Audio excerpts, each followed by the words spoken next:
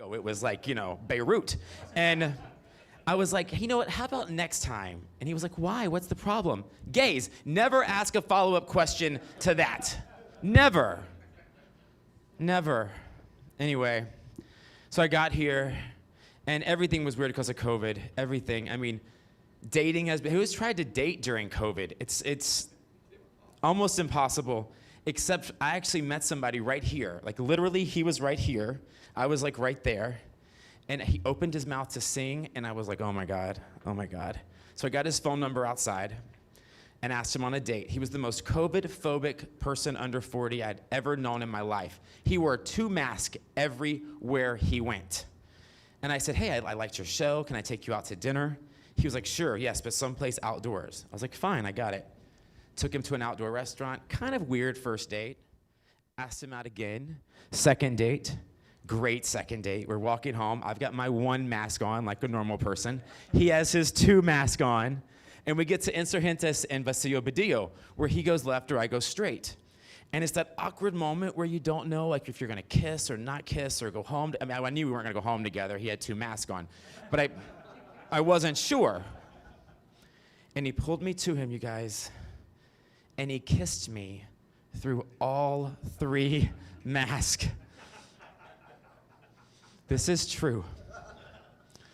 And we pushed apart, and he pulled his mask down. He goes, all right, no mask, but do not breathe and do not open your mouth. And so we kissed like 5th graders. He's actually my boyfriend now. First boyfriend in 7 years. You wanna know why? Because gay men are fucking crazy. I'm sorry, we are all crazy. I'm crazy, all of you guys are fucking crazy. The last guy I dated, oh my God, the last guy I dated 4 years ago, he was my age, had a great job. He also had the same name as me, his name was Jason, which gets weird after a while. 4th date, he says, I wanna surprise you. 4th date, he takes me to a cabin in bumfucked Georgia. Yeah. I drove to Atlanta to see him. He gets in the car. We go 4 hours north to the mountains. I'm like, oh my God, this is so romantic. This is like, oh, this guy is so sweet. The last night we were there, we were drunk on margaritas.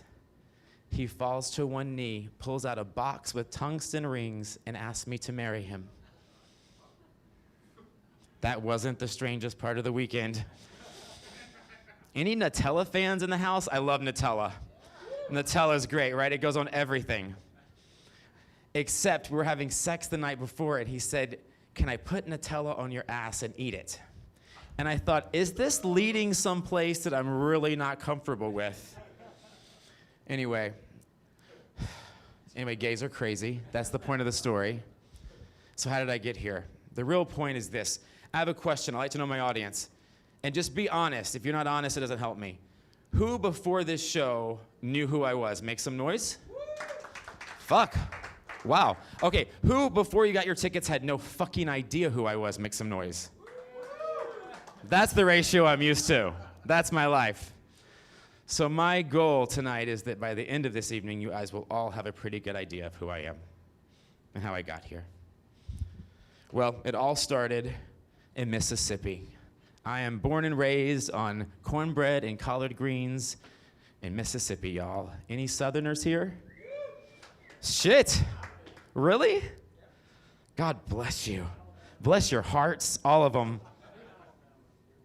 I fucking hated Mississippi, let me tell you. Hated it. What I hated the most, though, was going to school. Because, for instance, in 10th grade, I got made fun of because I wore polos and Cole Haans and I was not on the rodeo team. And that's not a joke, that's simply the truth. And obviously I was gay, I didn't know it, I didn't understand it. I wasn't out, but I probably sounded gay, whatever that means, and walked gay and talked gay. And I had a crush on my best friend Josh, but I didn't even know what that meant. But 10th grade, I hated so much because every day I had to go to Algebra 2. And Algebra 2 required me walking down a hallway. And if I wasn't super fast, this tall, redheaded guy coming the other direction named Will would either call me a sissy or a faggot, but most often he just spat in my face.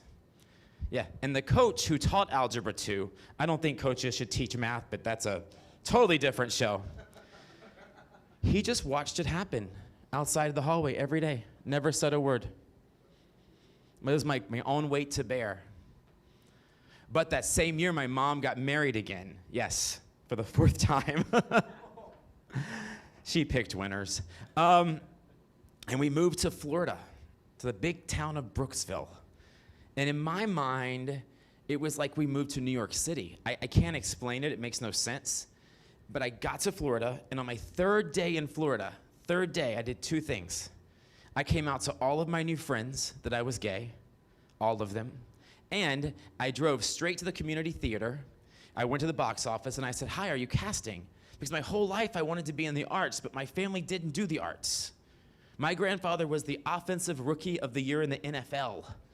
If there was not a ball involved, we didn't fuck with it, which kind of explains why I'm gay, probably.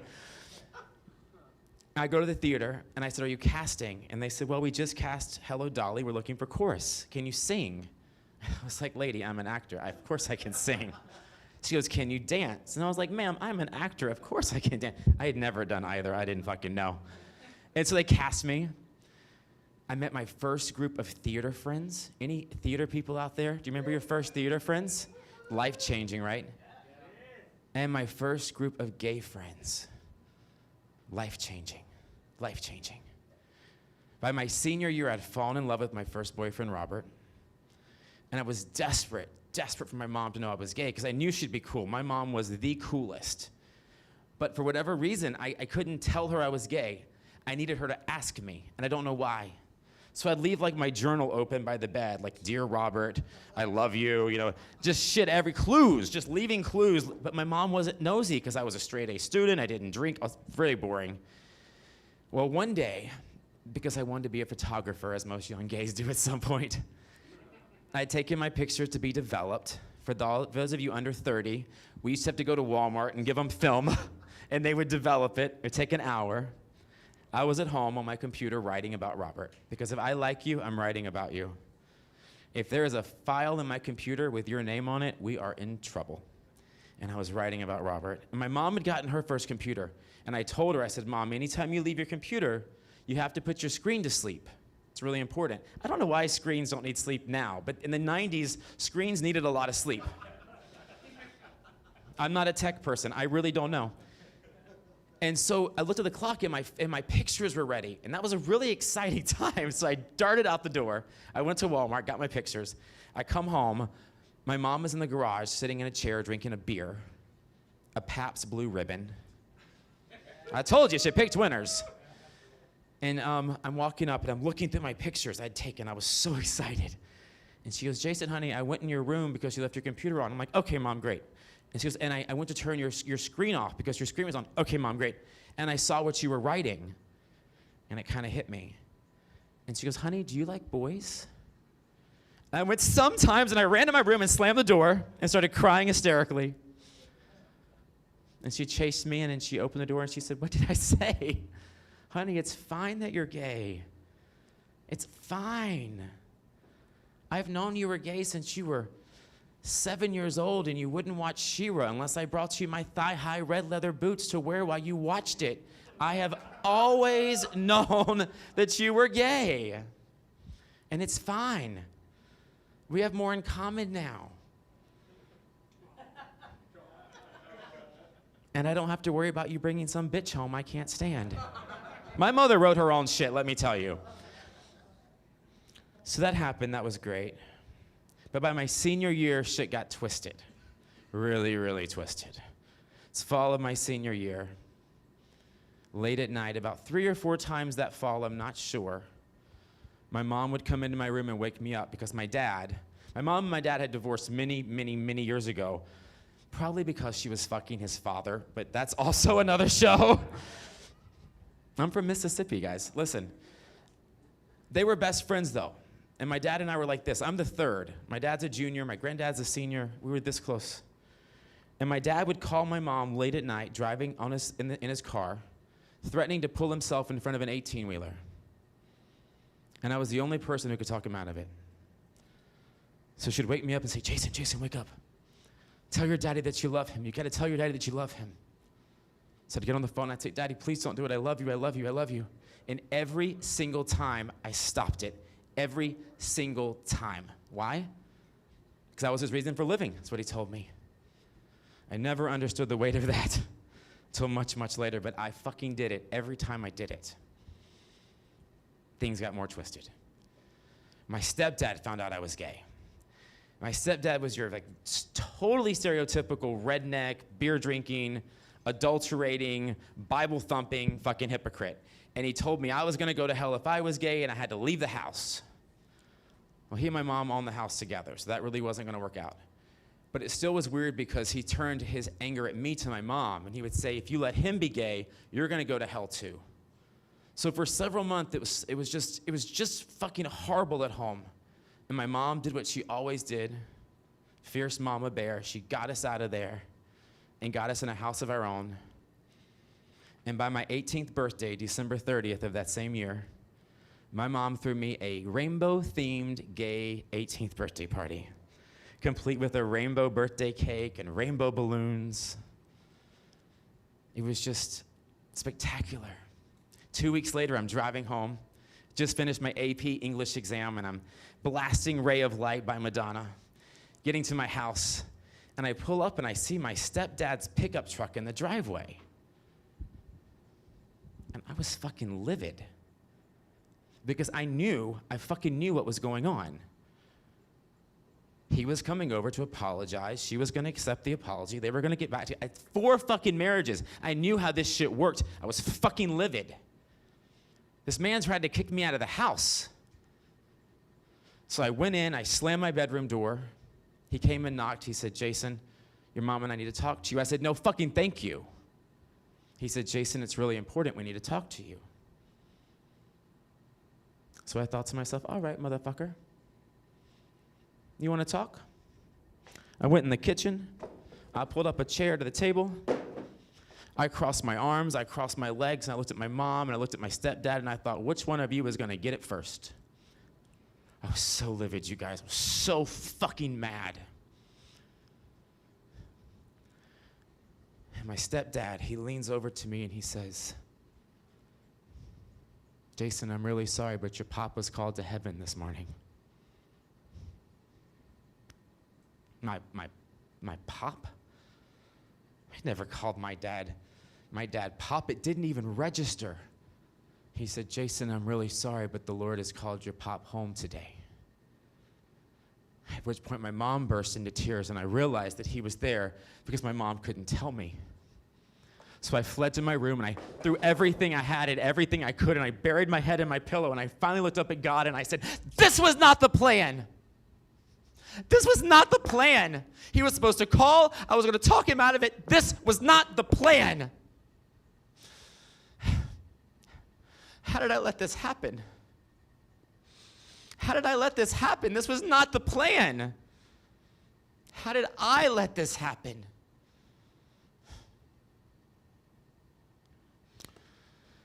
And that's where my life as a very fucked up codependent started.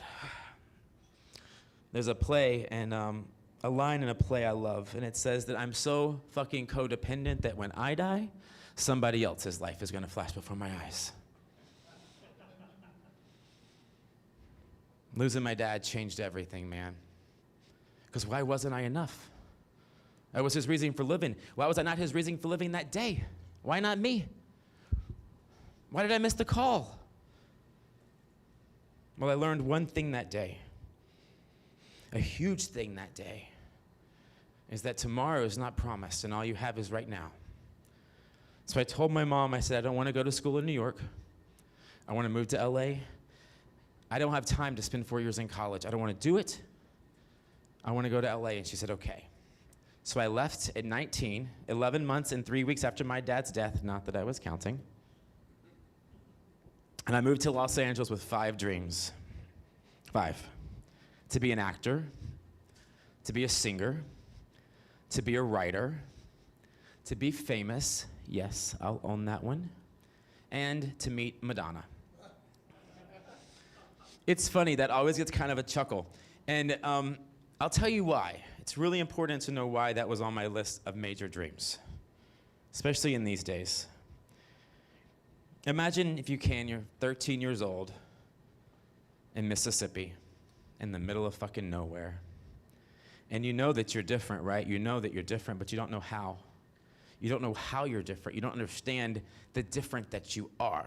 You just know that you're different. And I love Madonna. I'd already loved Madonna.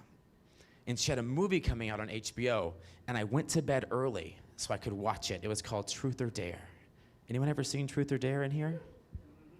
Well, I watched Truth or Dare, the documentary she made about her tour, and I saw her dancers. All but one was gay.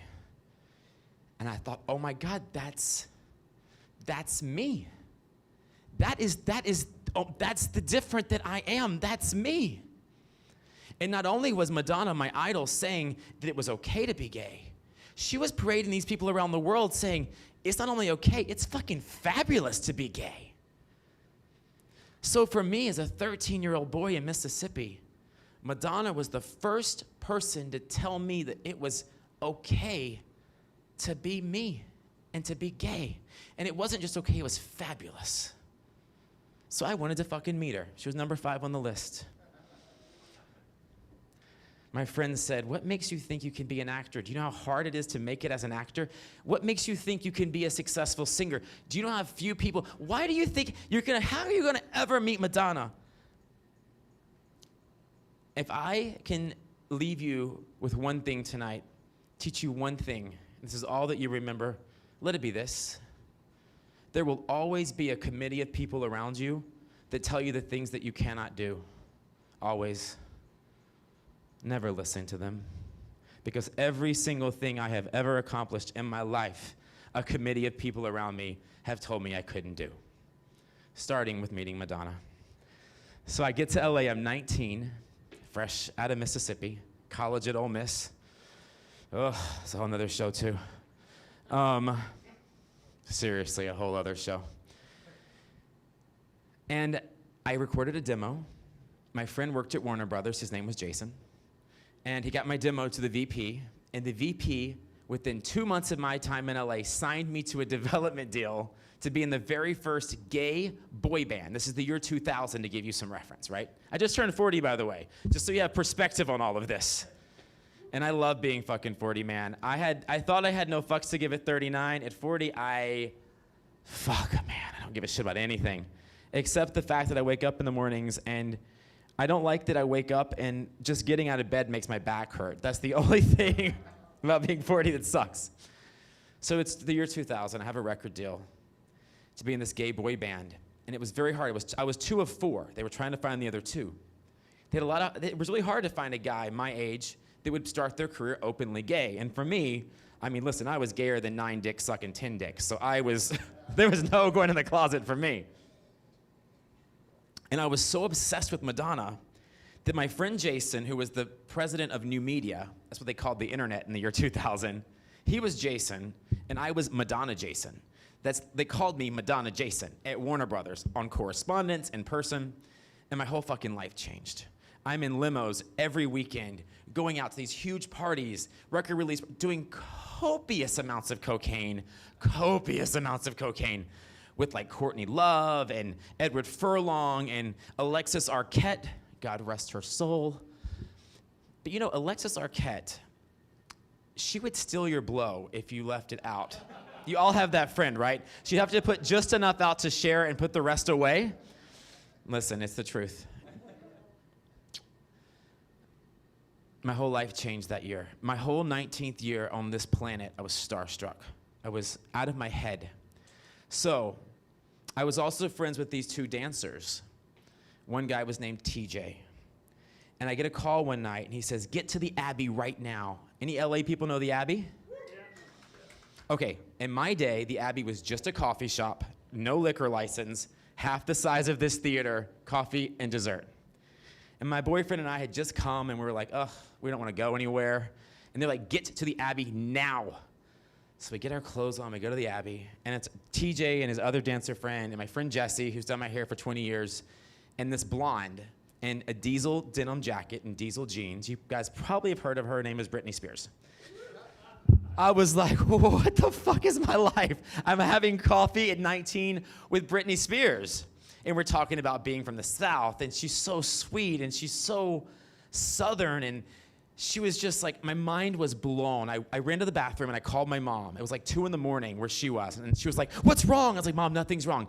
I just had to tell you I'm having coffee with Britney Spears. And she goes, who is Britney Spears? I'm like, God damn it, you're ruining the moment. So I called my best friend, Richie, and I'm like, Richie, I'm in the bathroom with the Abbey because I'm having coffee with Britney Spears. And he goes, bitch, get back out there and have coffee and call me in the morning and fill me in with the details. Very good advice. So I went back out. Gays heard she was there. They kind of flooded the place. She got uncomfortable, and she left. And she left the 3 of us behind in a conundrum because the rest of her peach cobbler was there. And we didn't know what to do with it, so we shared it. And it was a really sweet moment. 19, you guys, like the year before, she had the biggest hit of my life. It was Baby One More Time. I was like, it was this thing that wasn't real was all of a sudden having a latte and a peach cobbler in front of me. I didn't understand. Then I get an invitation to the release party for Madonna's new album, Music. And it wasn't like some fucking flimsy paper invitation. It was in a box. And you open the box, it was a white leather jewelry box. You opened the jewelry box, and the back part was lined in fake fur and had a fake gold necklace that said music. And the bottom was blue glass, and sketched on it said, you are cordially invited to the official record release party for Madonna's new album, Music. RSVP 818, blah, blah, blah, blah. RSVP, like who's not gonna go to a Madonna party? I don't understand. I freaked out. I was like, oh my God, the moment's here. I'm gonna get to meet Madonna. So I called my mom and I said, Mom, you have to come to LA. I got invited. I'm gonna get to meet Madonna. You have to come out. Which was just code for I need an expensive outfit that I can't afford, that I need for you to buy for me. So we went out and I was like Pretty Woman on steroids at Gucci and Dolce & Gabbana, just freaking out about what I wore to meet my idol. And the night comes, and I decided to be completely sober because I wanted to remember every single moment of this experience, right? It was September. I moved there in January, so that fast, I'm hitting number 5 on my list. I'm dancing at this, her favorite club was in a very, very, very, very, very black part of town. It was her favorite club. It was called Catch One, and it was popping. And it was just for her, 400 people. They spent $2 million on this party. It was crazy. I'm dancing with my glass of cranberry juice, and this blonde knocks it out of my hand. It flies across the floor, and she says, hi-ya, gotcha. I'm Gwen Stefani, I'm so sorry. And I'm just like, oh my God. I couldn't take it. I wish I were cool enough. I couldn't take it. She pulls me in, and she dances with me in a sandwich between her and Tony Canal from No Doubt. And my mind is just exploding. Then comes Hugh Hefner and Macy Gray and Sheryl Crow and Debbie Mazar. It was just this endless parade of people that kind of existed in this other place, you know, like this other place. Then buzz started that Madonna had arrived. Now listen, I have been around a lot of superstars in my life. Shared a dressing room with Lady Gaga, Beyonce, Olivia Newton-John. I've been around a lot of big fucking stars. I've never seen anything like this. So Madonna arrives. 12 to 15 bodyguards. They're surrounding her, locked arm in arm in a circle. Oops, that chair is trying to sabotage my show. And she walks in, and every step she takes is deliberate and slow, like she knows that every eye in the whole place is on her, and every eye in the whole fucking world is on her. And she'd sit down, and security would put their arm on the wall and lock arms and make a semicircle. This is an industry-only party. Everyone is glued to her circle. Gwen Stefani's like, Gwen, it's Madonna. It's Gwen, Gwen, Gwen. Madonna would wave her through. And Sheryl Crow would do the same thing, and Madonna would wave her through. It was insanity. And listen, to give you a point of comparison, I was at John Travolta's birthday party at Alan Ladd's house, and on his tennis court, on stage, performed Melissa Etheridge, Sheryl Crow, Olivia Newton-John, and I sat one row behind Meryl Streep. I've seen some shit. I've never seen anything like this. So when Madonna was ready to move, she'd stand up and she'd just point. And her security would close around her, and they'd move her through the crowd to the dance floor. I danced with her security guard's arm pressed so hard against my chest, he left a bruise. I was like, ah! Then I went downstairs to the VP, and I said, I have to meet her. I'm so grateful to be here, but I have to meet her. He radios and says, listen, one of our artists is coming up. He's wearing this and that. His name is Jason. Let him into her security. To this day, I don't know why he did not walk me up himself. I think drugs were involved, but it's very weird. I mean, I think about it, and I'm like, how do you just send somebody up to just, like, meet Madonna? Like, escort me. So I go up, I get through the security, and I walk up to her as she's standing up to point. I don't know what I said, pancake, banana, I have no fucking idea. She just looked at me like, who are you? How did you get here? Why are you here? And I'm going that way. And it made my life. I didn't want to meet some sweet homecoming queen. I wanted to meet Madonna. That's what happened. I also got an advance copy of that album, Music, a week early. Now, the Ray of Light, before that, I had to stay up till 12:30 at a Walmart in Bumfuck, Florida, until they unpacked it to sell it to me. And the next album I have a week early. And they said, listen, there's a digital watermark on this album. If any of this gets out, if you make a copy, if it gets online, it will track back to you, and you don't want that to happen. And I was like, got it. They said, you can play it for whomever you want, but you cannot let this copy out of your hands. So I had all my friends in my car. We drive around, we listen to the album, and my phone rings. You guys, I wish I could impersonate people, but I can't. So just go with the flow. Hey, is this Jason? Yes, it is. This is Brittany. Do you remember me? Yes, bitch. Yes, bitch, I do. She goes, I heard you have an early copy of Madonna's album, Music, and I'm dying to hear it. And I was like, girl, I'll drive to you. I'd actually just left her tour rehearsal like 2 days earlier. I was like, I can come to North. Wherever you are, I'll come to you right now and you can hear it. She goes, well, I'm leaving town this evening. Can you make a copy and give it to TJ to bring with us? And I was like, oh my God in heaven. Dear Black Jesus, dear Black Jesus, dear Black Jesus. I said, Brittany, why can't you get your own copy? You're Britney Spears. She goes, I'm with Jive. I'm not with Warner Brothers. I can't get it, and I'm a huge Madonna fan. I just want to have it with me. And you guys, I need a drink. I had to tell Britney Spears no. I had to tell her no. I was not going to risk my record deal so she could hear an album 6 days early. And I'm not saying they're connected, but I will say a few years later, she was shaving her head and jousting with paparazzi with an umbrella. And sometimes I think, the power of Madonna, but I don't know. You tell Brittany no one time and you'll understand. It lingers. It lingers. Then Madonna had a private concert in New York to promote the album at the Roseland Ballroom, which is no longer there. Ah, there you go. And I got invited to that. So I flew to New York. I was so excited because not only was I seeing Madonna live, I was seeing her with like 1,500 people. I mean, it's as intimate as you see her. My best friend's on my Nokia flip phone listening live. Donatella Versace's there, and her daughter's there, and Rosie O'Donnell. And it's just madness, right?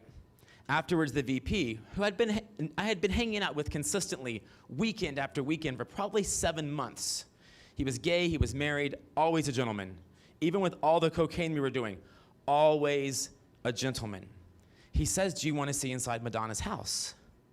And I'm like, of course I do. He said, well, we bought our apartments at the same time on Central Park West, and from my kitchen, you can see into her apartment. And I was like, let's go. So we get to his apartment, and I'm looking out his window into Madonna's, which, by the way, was closed. It was curtains on it. I couldn't see shit. But I was just like, oh, my God, she's there. Like, she's, like, through that fabric, like, right there. And he turns me around, and he tries to kiss me. And I was like, whoa, whoa, whoa, whoa, whoa. What's happening here? And he was like, I'm sorry, are we not? And I was like, I said, I don't know what's happening. He's like, are we? And I said, I'm really uncomfortable. And he was, again, a gentleman. He said, I'm sorry, I don't worry about it, it's no big deal. I'll have my driver take you back to your hotel. So I get back to my hotel on a Saturday night. I get back to LA on Monday, and guess what? I had no record deal. Long before the Me Too movement, we called it, my friends called it getting Warner Brothered, which is when you wouldn't sleep with somebody for the gig. And it was so normal that it didn't even seem wrong to me. It didn't even process to me that it was fucked up that he did that. All I could think was I didn't want to fuck him, and therefore I didn't, and therefore I lost a record deal. Hey, exactly, precisely. So I said, fuck music, I'll focus on acting. Goal number 2. I got in a conservatory, hardcore, 5 days a week for like a year. I turned 21, my best friend was a nanny. Her name was Sonia. Her name is Sonia, she's not dead. So, I don't think. Her name is Sonia, and she worked for this guy you guys might know. His name is Del Shores. It's okay, we're friends. If you know him, it's okay. The story works better if you do. And she called me and she said, you have to go on a date with my boss. You guys are perfect for each other. Now, I had just turned 21. I thought he was like 34, which in my head was fucking ancient, right? You know, when you're 21, like, ugh, 34, like, what are you talking about? Okay, so real fast, let me pause this. I just heard a story yesterday that 2 days ago. This is not even in my show. This is the first time I've told this. So my boyfriend was at dinner with this guy that used to live in my apartment building in New York when I was 32. When I was 32, I met this guy in the laundry room from Mississippi. He was super cute. He was probably in his 20s, I don't know. And we talked. I left him a note one day on his laundry machine. It was like, hey, it's Jason. I don't know which apartment is yours, but I think you're really cute. Here's my phone number. Let's go out. Never heard a fucking word, right? Fine. That's right. Fine, whatever. 8 years ago. So my boyfriend's at dinner a couple of nights ago with this guy. And this guy says, so you're dating Jason Dottley? He goes, yeah, it's my boyfriend. He goes, you know, he left me his phone number once in our laundry room at our apartment in New York City, and I have a picture of the note still. And I can't decide if I should be flattered that he took a picture of it or pissed that he didn't fucking call me. And this is true. I don't know how to feel about it. Anyway, I said to Sonia, I said, he's too old for me. I said, that's too old. I'm not trying to, that's ridiculous. I was that friend that if you tried to date somebody just 3 years older than you, I'd give you all the reasons why it wouldn't work out. I was that asshole. And she kept trying. She said, Jason, you're perfect for each other. Just trust me. Just trust me. And I said, Sonia, no, you're crazy. One day my phone rings, and it's Del. She'd given him my number. And he says, hey, is this Jason? I go, yes, it is, because it's Del Shores. I was like, all right. So we're talking. He's cracking me up. He says, can I take you to dinner? And I was like, no. And he was like, okay, we talked some more. He then called Delta Burke on three-way, had me on mute. That's some shady shit. And let me listen to that conversation, which thrilled me. And then afterwards, he was like, can I take you to dinner? And I thought, this is never going to end unless I say yes. So I was like, all right, yes, you can take me to dinner. And he goes, well, not so fast. I can only take you to dinner if I am younger than both of your parents. And I was like, how the fuck old are you? And he said, let's go about this a different way. What year was your father born? I said, 1955. He's like, oh, I'm younger than that. I was like, good. He goes, what year was your mother born? I said, 1957. He said, what month? I said, Halloween. He goes, December 3rd. We can go to dinner. So I called Sonia, and I was like, you have lost your fucking mind. He's my mother's age. What the fuck? So we go to dinner, and you guys, it was fucking perfect. It was everything she said it would be. We sat down, and it was really uncomfortable. We sat down, and the first thing I said was, you're not paying for dinner. I'm paying for dinner, or we're sharing the check, but you're not buying me dinner. Just trying to set some boundaries. I was very uncomfortable. And it was perfect. The kind of perfect date where where the restaurant's like, we're closing. You guys get out. So he drives me home. He asked to come inside. And of course, being a good Southern girl, I said no.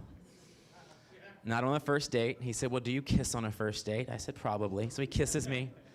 He grazes my heart on. And I was like, all right, I got to get out of the car before I turn to one of my cousins with 18 kids. And for the next 3 weeks, we were like inseparable. We went on like 5 dates a week, and it was perfect. It was everything she said it would be. We got along great, same sense of humor. It was, to this day, the greatest love affair of my life. Except for one thing. Third weekend, I have a bit of a breakdown at my computer. Of course, I'm writing about him, writing poems like I do, If I Like You. And I couldn't handle the way it felt at dinner and at plays when I would see people stare at us. Because I felt like they were looking at me thinking, what's he after? What's this young actor?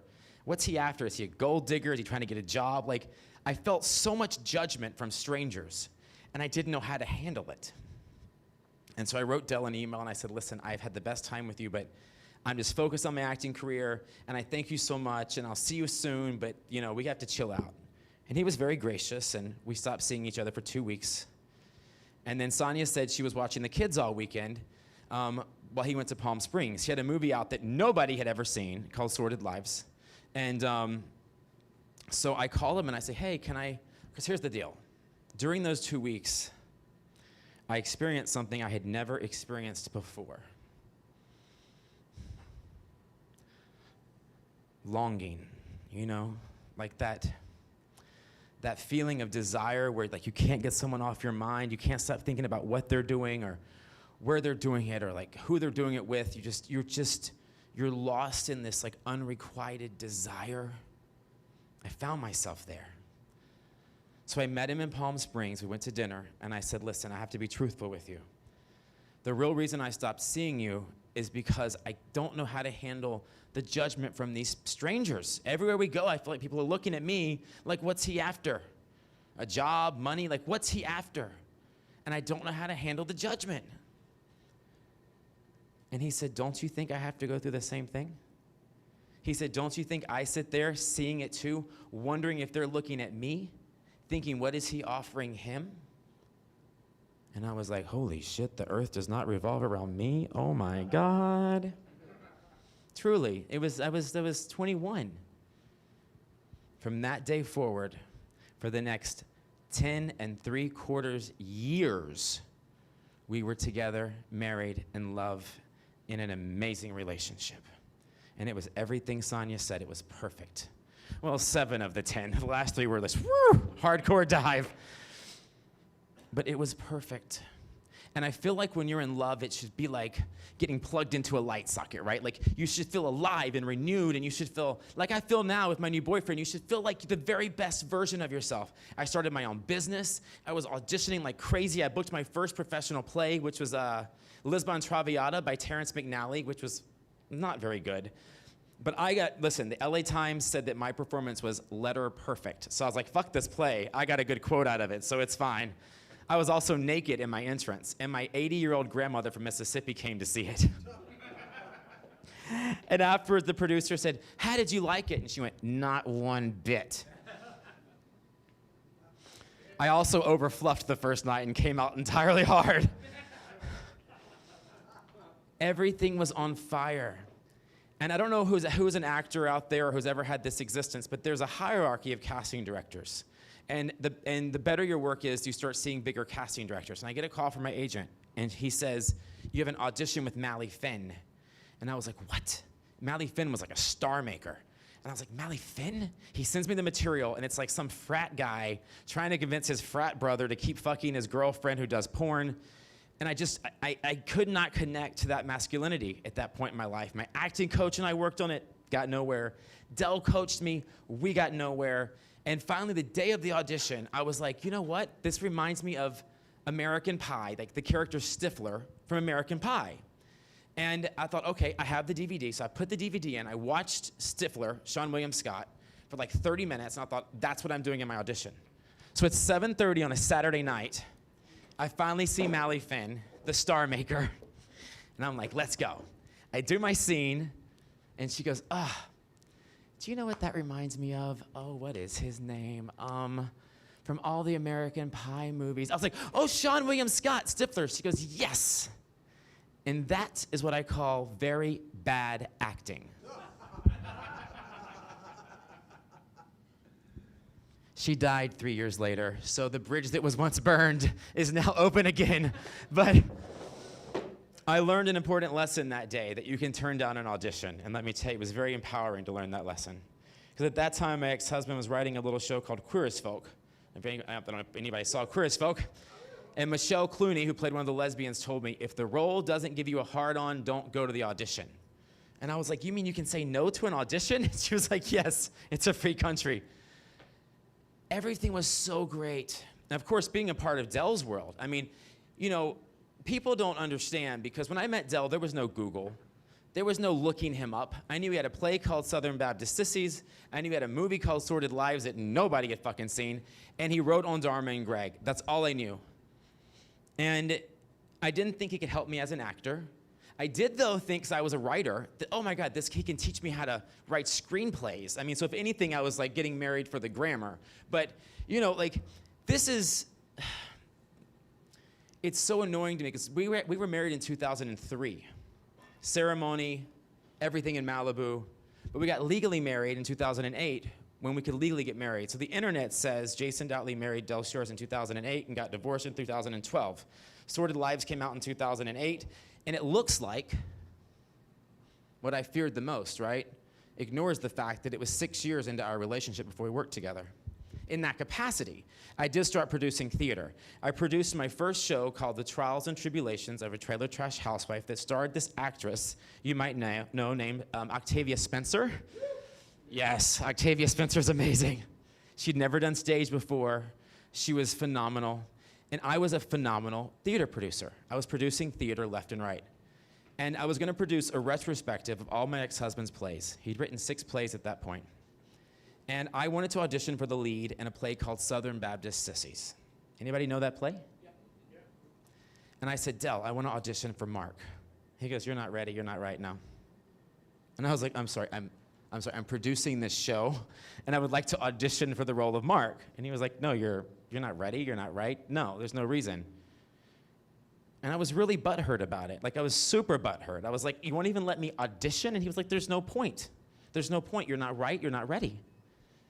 So we're casting Southern Baptist Sissies, and those who saw Sordid Lives, the movie, might know that Delta Burke was in it. I got some people here that know Delta Burke. I did this tour 5 years ago with a much younger audience, and no one knew who Delta Burke was, and I lost half my fucking material. I was like, what? Delta Burke, for those that don't know, I'm a professional stoner, like very proud of it. And Delta Burke is the only person on the planet to ever outsmoke me ever, and I have smoked with Snoop Dogg, and that's the goddamn truth. I said, Delta, I can keep rolling these blunts for you, but I cannot smoke them. And she was like, you feel high? I don't even feel high. And so I said, get Delta to play the mom in the plays. And he goes, oh, Delta will never do stage. I said, just ask her. Just ask her. And Delta says yes to her stage debut in LA. I love Delta. I threw her 5 50th birthday parties around the country. I did. Well, it's marketing. I mean, you go on a tour, you just throw her a birthday party, everybody comes. She was great, great, except, oh my God.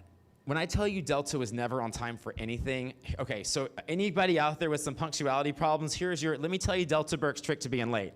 Because to this day, it's the best fucking trick I've ever known. So Delta had a meeting at our house at 2 o'clock. 2 o'clock comes, there's no Delta. 2:30 comes, there's no Delta. 3 o'clock comes, you can call Delta's cell phone. Delta's cell phone is never turned on, so you're not gonna get Delta. 3:30 comes, no Delta. 3:45, there's a knock at our door. It's Delta. Honey, I am so sorry that I am early. I'm gonna go to the kitchen and get a Coke. Whenever y'all are ready, let me know. Did she say early?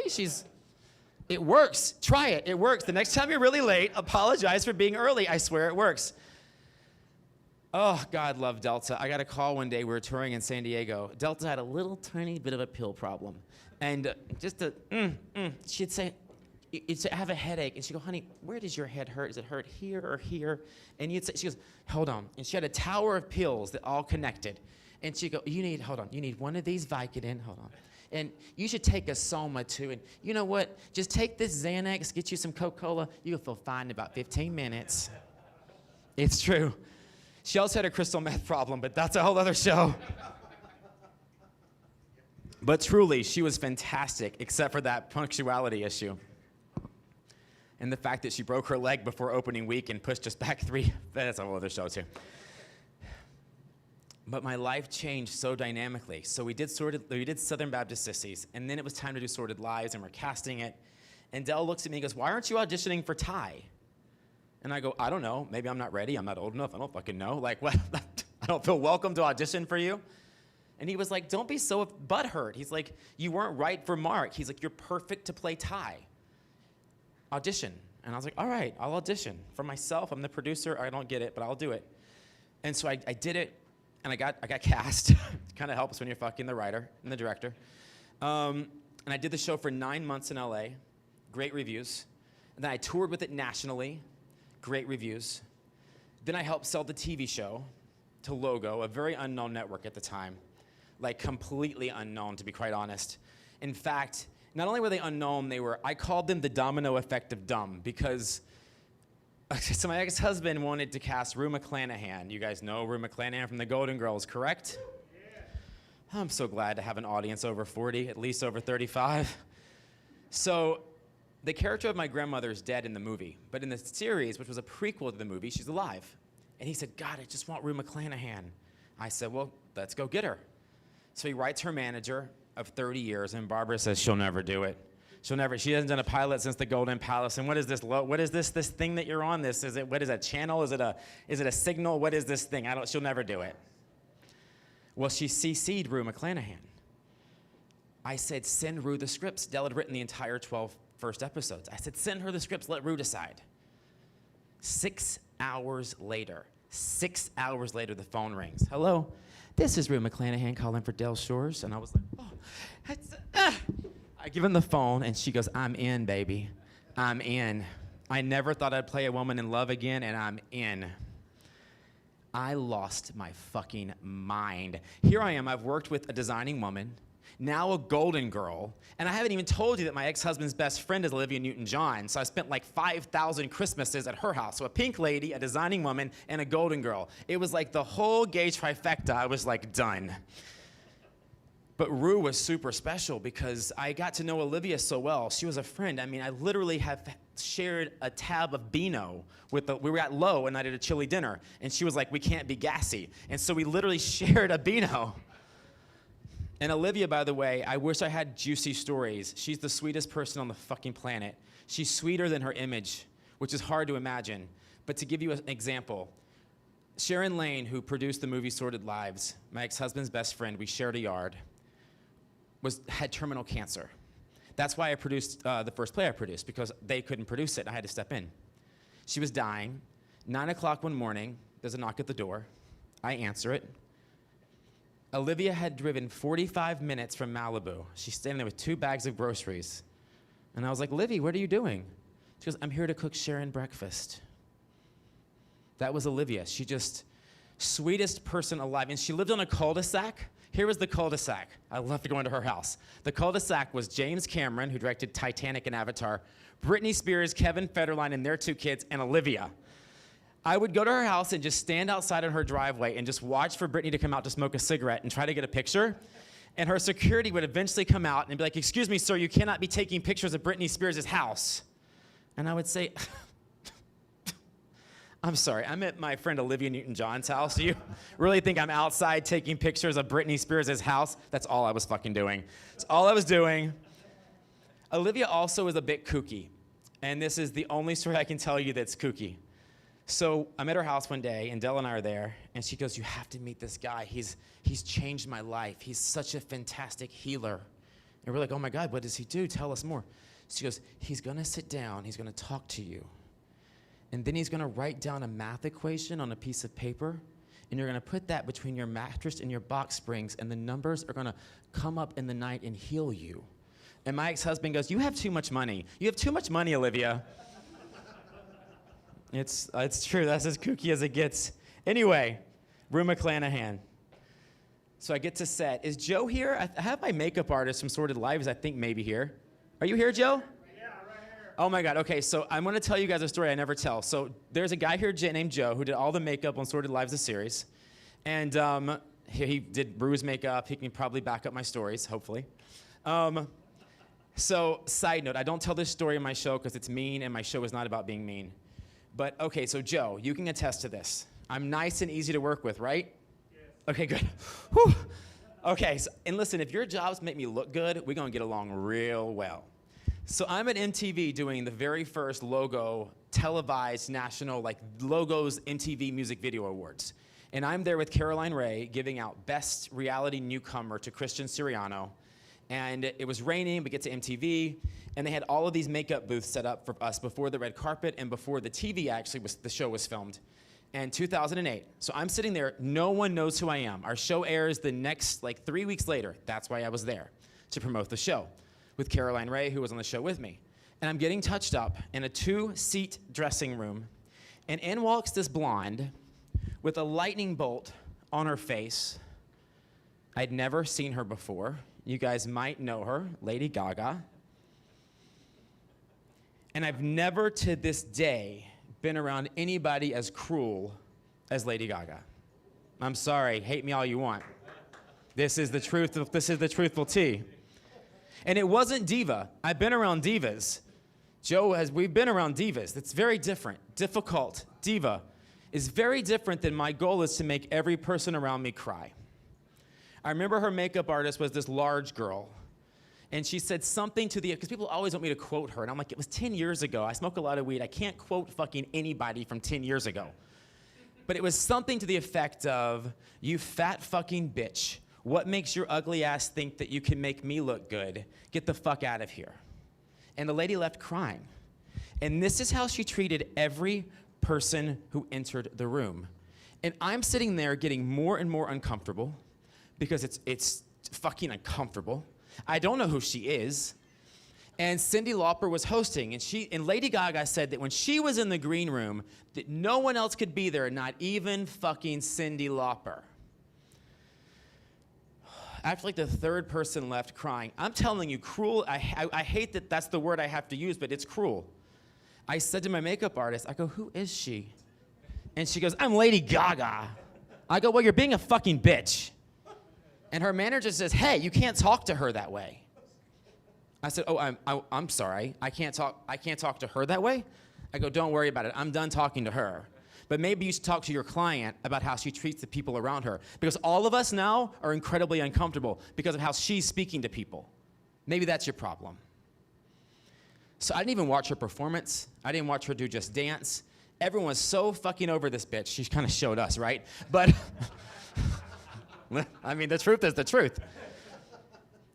So it's New Year's Eve here in Puerto Vallarta. I'm hosting my naked pool parties at Casa Cupola. And I have to protect the identity of this person to tell this story. But let's just say there's someone who runs the biggest pride organization in the world. And they had just had Madonna do World Pride, if you guys remember. And I was like, listen, I need all the tea. I need all the Madonna tea that you've got. I don't care if you signed an NDA. I won't tell nobody. I won't tell a theater full of people. I need all the Madonna tea that you have. He was like, honestly, there is no tea because everything's negotiated. She brings her own team in. You leave. You never deal with her. He was like, it's so professional and flawless. He said the only diva we had that year was Grace Jones, who performed the night before. Y'all know Grace Jones, right? In her rider, in her contract, which is like what you have to have backstage, et cetera, she had to have raw oysters. And each of them had to be opened 3/4 of an inch only and put on ice. And I just imagined Grace Jones backstage opening them the rest of the way with her mind. But I said to him, he said, you know, we're so happy for COVID because he said, I've been losing sleep on who follows Madonna. Because the corporate sponsors said it's the 50th anniversary, it's Madonna or nobody. And between who we've had and who's left, I was losing sleep on who to bring in. Now listen, I like Lady Gaga. I had a bad experience with her, but so what? I never judge anybody off one experience, ever. Never. I don't know what she was going through. And I go, how about Lady Gaga?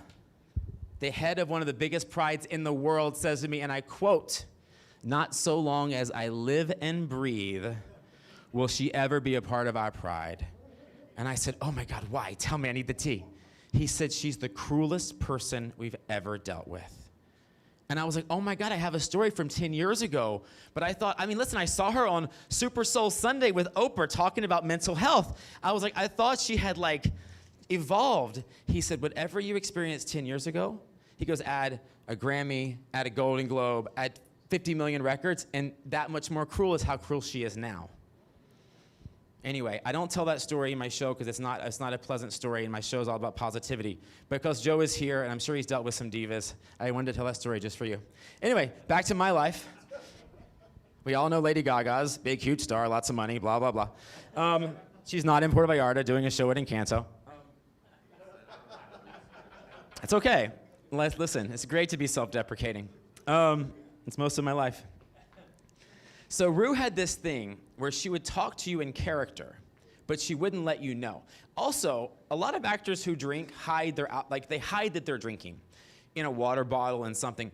In Rue's dressing room, she had a bottle of Taka, the cheapest vodka you could buy, and she would just fucking be hitting it all day long and getting progressively a little meaner.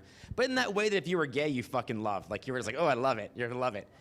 And I was by her side constantly because she filmed before me. We filmed like a movie. And if she needed tea, I fetched her tea. Whatever Rue needed, I fetched her. So when it was my turn in the makeup chair, a PA said to me, what are you doing here? I said, well, it's my turn to film. And they go, aren't you Rue McClanahan's assistant? And I was like, oh, let me explain to you how the gay world works. Anything Rue wanted, I was there to provide. So Olivia comes to me one day and she goes, oh my God, Rue just really freaked me out. Now, Olivia played a bisexual ex-con named Bitsy May in Sordid Lives. And Rue comes up to her one day and she goes, honey, when exactly did you know you were bisexual? And Olivia's like, I'm not bisexual, Rue, I'm straight. And she goes, not you, I'm talking to Bitsy. And it just freaked Olivia out, right? So I had this scene where I had to eat bagels. It was me and my ex-girlfriend and my current boyfriend, and I'm eating bagels, and one of the three of us was not a very good actress, and I didn't mean to say that. So I hear you, Joe. I think. And we had to do so many fucking takes of this scene. I ate probably 6 or 8 bagels. And I also had to shoot my first nude scene later that day. So I'd already been practicing anorexia hardcore and thin and doing the Dolly Parton diet. You guys know the Dolly Parton diet, which is awesome. It's when whatever you want to eat, fuck it. It's a donut, you eat it over the sink, you chew it, and you spit it out. It works. I was, lean, I was nervous as fuck. And here I am eating a half a dozen fucking bagels, which just, So I'm in Rue's trailer, and I'm laying down on the floor, and I'm just moaning and groaning and being just the whiniest bitch. And she says, oh, honey, don't you remember when you was a little kid and you come to my house on Sundays after church, and I'd get you bagels because you love bagels, and you'd get that cream cheese, and you'd smear it on that bagel, and you'd smear it, and you'd smear it until it was just absolutely perfectly even before you took your first bite. Remember that? If you'd have done that, you wouldn't be full as a tick on my floor bitching. Acting 101 from Rue McClanahan. I never had to eat the bagel. I never thought about it.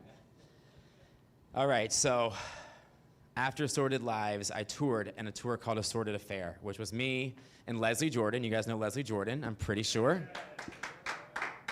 Hysterical. It was Caroline Ray, my ex-husband. Everyone did their shtick. Stand-up comedy. Rue did sit-down comedy. I did my dance music, which really had to be off-putting in retrospect. Seriously, I think about it sometimes, what the fuck? And so Leslie closed the first act, and Rue closed the show.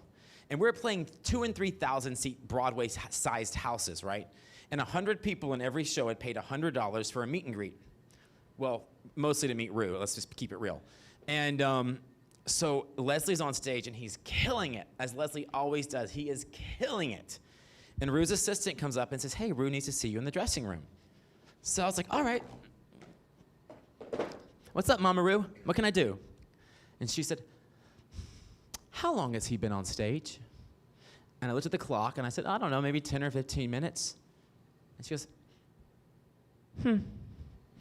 this is not the Leslie Jordan show. So unless someone goes out there and takes him off the stage, I'm going home, and I'm not doing a show, and I'm not doing a meet and greet. Darling, the choice is yours. I broke out in hives. I ran to Caroline Ray, my producing partner, and I said, Rue is threatening to leave unless we go out there and take Leslie off the stage. And she's like, what? I'm like, Rue has said that if we don't take Leslie off the stage, she's leaving, she's not doing the show, she's not doing the meet and greet, and she's going home. And Caroline goes, why are we so scared of this old woman? I'm like, I don't know, but we are. And so Caroline Rhea did what only Caroline Rhea could do. She went on stage with Leslie in front of 2,300 people in Dallas, Texas, taps him on the shoulder. He shoots up like a balloon with the air being let out. Kind of made the same noise. And she's like, wrap it up. He comes off stage. Rue does the show. I call her manager, and I said, Barbara, I said, we had an incident. And I'm producing this. I'm performing in this. And I don't know what's going on, but I can't take this. I had hives, and I have Rue threatening to leave unless I have an actor removed from the stage. Leslie had just won an Emmy that year for Will and Grace, and he got removed from a stage because Rue McClanahan insisted so. I said, I can't have her on tour if this continues. And she said, I've never heard this before. Rue is she's a professional. I said, I've never experienced it before, but this is what's happening. We get to North Carolina, the show goes fine. She's ready to eat. She finishes the meet and greet. And I walk her through the corridor to a restaurant connected to the convention center. And there's 4 women at a table. Now, Rue did not look like Blanche, because she was 80-something, and but she looked like Rue McClanahan. We were in all the papers. And all 4 ladies, as we walk up, go, and Rue walked past them and went, hoo, hoo, hoo, hoo, hoo, and kept going. That was Rue. But listen, you cannot repeat these stories, promise me, homos, unless you repeat the end of the story. 2 months later, she was diagnosed with heart failure. 4 months later, she died.